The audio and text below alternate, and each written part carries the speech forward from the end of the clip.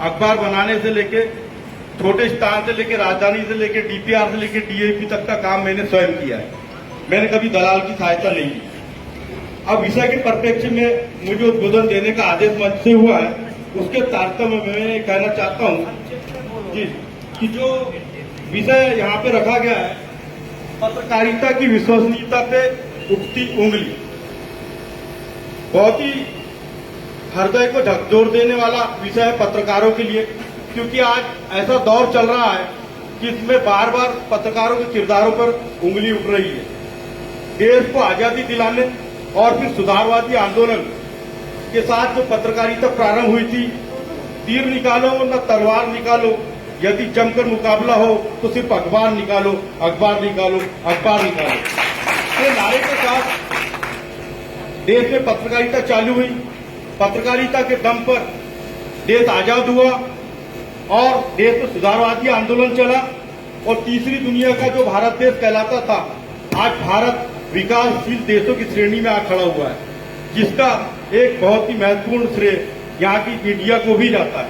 और आज बड़ा दुख का विषय है कि पत्रकारिता की विश्वसनीयता पे आज उंगली उठाई जा रही है। उंगली जो उठ रही है, जो उंगली उठाई जा रही है, सबसे पहले मैं ये कहना चाहूंगा कि जो उंगली उठ रही है वो देख ले कि जो एक उंगली पत्रकारों की तरफ उठ रही है, वो 3 उंगली उसके खुद की तरफ है। वो देख ले कि एक उंगली जो पत्रकारों की तरफ उठा रहे हैं, उसमें से 3 उंगली उसकी खुद की ऊपर है। प्रजातंत्र के 4 स्तंभ माने गए हैं: न्यायपालिका, कार्यपालिका, व्यवस्थापिका और मीडिया। साथियों, मैं बनाना चाहता हूं कि प्रजातंत्र के ये 3 भाग है, न्यायपालिका, कार्यपालिका, व्यवस्थापिका। ये तीनों जो मजबूत स्तंभ है, ये शासन से पूरे रूप से पोषित होते हैं। उन्हें आर्थिक सहयोग मिलता है, पद मिलता है, गाड़ी बंगला, मोटर गाड़ी, पद, प्रतिष्ठा सब मिलता है। उसमें से मैं सब नहीं कह रहा हूं, लेकिन 90% लोग भ्रष्टाचार करते हैं। उसके बाद भी उनकी तरफ उंगली नहीं उठती। लेकिन एक इसका चौथा भाग है मीडिया, प्रजातंत्र का चौथा स्तंभ मीडिया, न जिसको किसी तरीके से प्रशासन पोषित करता है, न गाड़ी मिलती है, न बंगला मिलता है। दिन रात बरसते पानी, गरजते बादलों, धूप, ठंड, गोलियों के बीच, लाठियों के बीच रिपोर्टिंग करते हैं और आम आदमी की आवाज बनकर उसकी आवाज को बुलंद करते हैं, उसको न्याय दिलाते हैं। और आज बड़ा ही दुर्भाग्य का विषय है कि ऐसी पत्रकारिता के ऊपर आज उंगली उठ रही है। बहुत ही शोध का विषय होना चाहिए। अब ये 3 भागों को अपन छोड़ दे या नाप ले तो ये तीनों क्यों उंगली उठाते हैं? ये इसलिए उंगली उठाते हैं क्योंकि कार्यपालिका, व्यवस्थापिका और न्यायपालिका के जो भ्रष्टाचार है, उस भ्रष्टाचार का भंडाफोड़ पत्रकार लोग कर रहे हैं, जिसके कारण ये तीनों मिलकर मीडिया को मिटा देना चाहते हैं, जिसके कारण उनके भ्रष्टाचार पे कोई आड़े ना आए और निर्विघ्न रूप से भ्रष्टाचार करते रहे। इसलिए पत्रकारिता की विश्वसनीयता पे उंगली उठाई जा रही है। अब इनको अगर छोड़ दें तो एक जनता है, वो जनता भी बार बार मीडिया के ऊपर उंगली उठाती है। कोई पत्रकार पिट जाए, किसी को गाली दे दे, कोई मुसीबत में पड़ जाए तो सारी जनता हंसती है, अच्छा पिट गया या अच्छा मुसीबत में पड़ गया।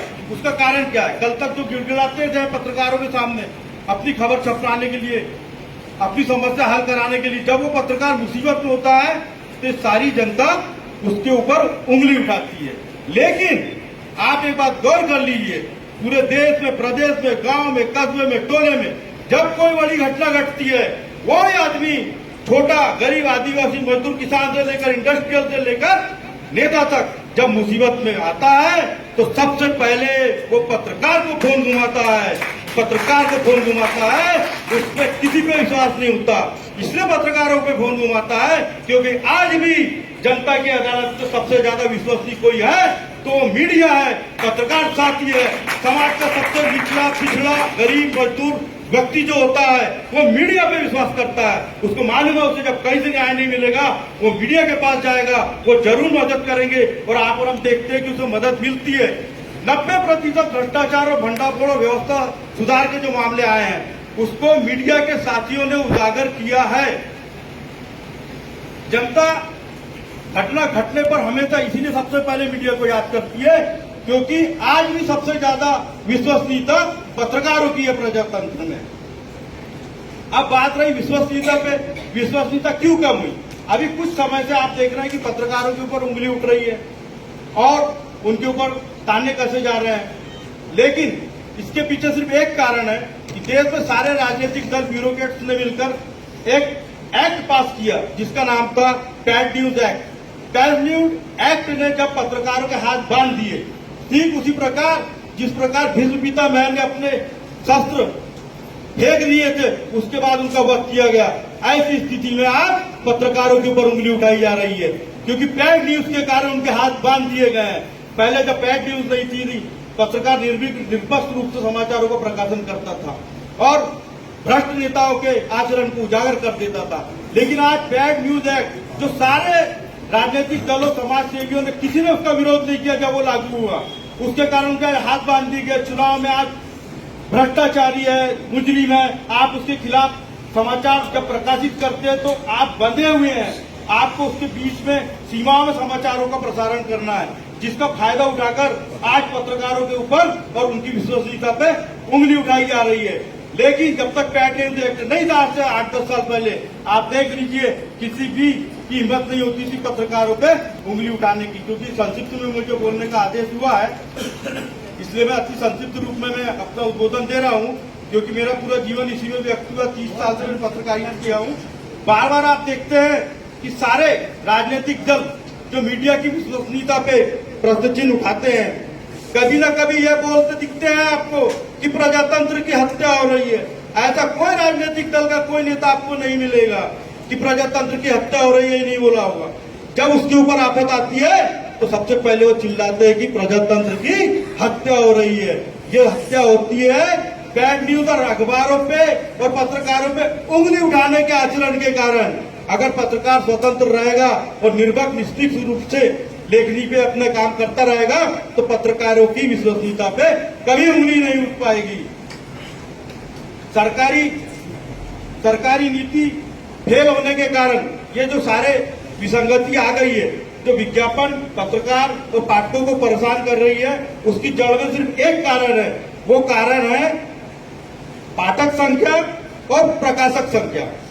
एक अखबार जिसकी प्रकाशक संख्या ज्यादा होती है, बंडल के बंडल छपके आते हैं, बटते हैं नहीं बटते, पढ़ते हैं नहीं पढ़ते हैं, इसके लिए कोई सरकारी दफ्तर काम नहीं कर रहा। लेकिन आंचलिक अखबार, ये वही अखबार है साथियों, आंचलिक अखबार जो 50 और 100 कॉपी में छपता है, लेकिन उसको एक एक अखबार को 1,000 आदमी पढ़ता है। हजारों कॉपियों में छपने वाले अखबार से ज्यादा पाठक संख्या एक छोटे से अखबार की होती है।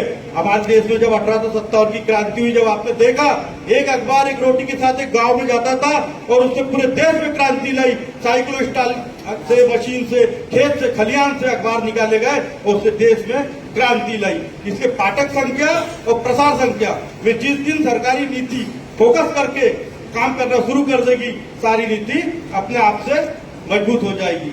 अब पत्रकारों के ऊपर जो बार बार उंगली उठ रही है, उस उठती उंगली रोकने के लिए मैं सारे पत्रकार साथियों को एक अपने तरफ से मैसेज देना चाहता हूं कि अगर आप अपने ऊपर उस उठती उंगली को तोड़ना चाहते हैं तो आप स्वयं भी आर्थिक रूप से मजबूत होने का प्रयास कीजिए। और हर पत्रकार साथी जो पूर्णकालिक पत्रकार है, पूरा समय पत्रकारिता में देता है, अंशकालीन रूप में अपने रोजगार और परिवार के पालन पोषण के लिए कोई छोटे मोटे रोजगारों में जरूर शामिल हो। जब आर्थिक रूप से आप मजबूत होंगे तो आपके ऊपर कोई उंगली उठाने की हिम्मत नहीं कर पाएगा। मैं यही कहना चाहूंगा, हो यदि बिकने का इरादा तो खरीदार नहीं मिलते। हो यदि बिकने का इरादा तो खरीदार नहीं मिलते। हो यदि ना बिकने का इरादा तो बेशकीमती हो जाते हैं, बेशकीमती हो जाते हैं। धन्यवाद। जय हिंद।